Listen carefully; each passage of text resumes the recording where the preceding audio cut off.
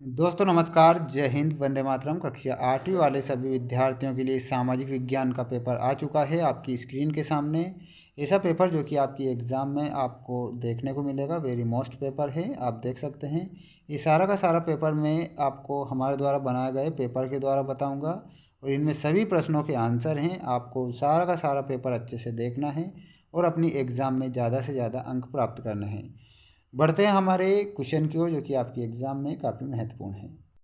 Question आपसे पूछा गया है, अति महत्वपूर्ण प्रश्न है। पहला प्रश्न आप देख सकते हैं, ईस्ट इंडिया को बंगाल का दीवान कब बनाया गया है। वेरी मोस्ट प्रश्न है, ईस्ट इंडिया को बंगाल का दीवान कब बनाया गया है।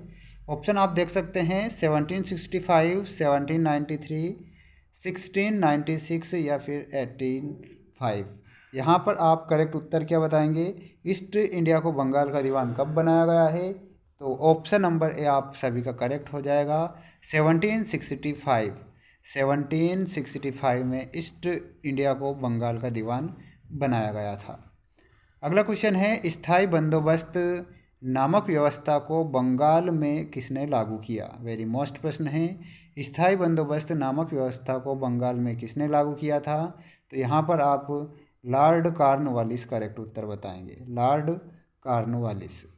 रैयत शब्द का अर्थ आपसे पूछा गया है, तो रैयत शब्द का जो अर्थ होता है वो हो जाएगा आपका किसान। रैयत का अर्थ होता है, रैयत का किसान होता है, ये आपको ध्यान रखना है।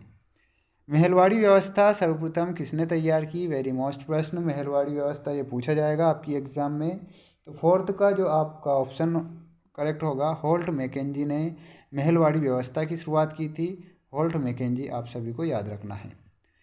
अगला क्वेश्चन है, किस व्यवस्था के अंतर्गत कंपनी के द्वारा राजाओं और तालुकेदारों को जमींदार के रूप में मान्यता दी गई थी। देखिए, किस व्यवस्था के अंतर्गत कंपनी के द्वारा राजाओं और तालुकेदारों को जमींदार के रूप में मान्यता दी गई थी। तो यहाँ पर फिफ्थ में आप करेक्ट उत्तर बताएंगे, ऑप्शन नंबर बी, स्थायी बंदोबस्त व्यवस्था के अंतर्गत। ठीक, स्थायी बंदोबस्त आपको करेक्ट याद रखना है। अगला जो क्वेश्चन दिया गया है, रिक्त स्थानों की पूर्ति आपको करना रहेगा, जिसमें पहला प्रश्न आप देख सकते हैं, यूरोप में वुड उत्पादकों को से अपनी आमदनी में गिरावट का खतरा दिखाई देता है। तो यहाँ पर आपको जो खाली स्थान आपको दिया गया है, तो इसमें आप क्या फिल करेंगे, नील। ठीक, नील आपको करेक्ट करना है। यूरोप में वुड उत्पादकों को नील से अपनी आमदनी में गिरावट का खतरा दिखाई देता है। 18वीं सदी के आखिर में ब्रिटेन में नील की मांग के कारण बढ़ने लगी। देखिए, 18वीं सदी के आखिर में ब्रिटेन में नील की मांग किसके कारण बढ़ने लगी थी, तो औद्योगिकीकरण के कारण। औद्योगिकीकरण, ये मैं लिख देता हूँ यहाँ पर, औद्योगिकीकरण, औद्योगिकीकरण के कारण। ठीक, इस प्रकार आपको करेक्ट करना है। अगला है, खालिस्तान की खोज से नील की अंतर्राष्ट्रीय मांग पर बुरा असर पड़ा था। किसकी मांग के कारण बुरा असर पड़ा था, तो यहाँ पर कृत्रिम रंग, कृत्रिम रंग के कारण।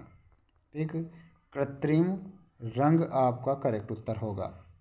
अगला है, चंपारण आंदोलन के खिलाफ था। देखिए, चंपारण जो आंदोलन हुआ था वो किसके खिलाफ था, नील बागान मालिकों के खिलाफ।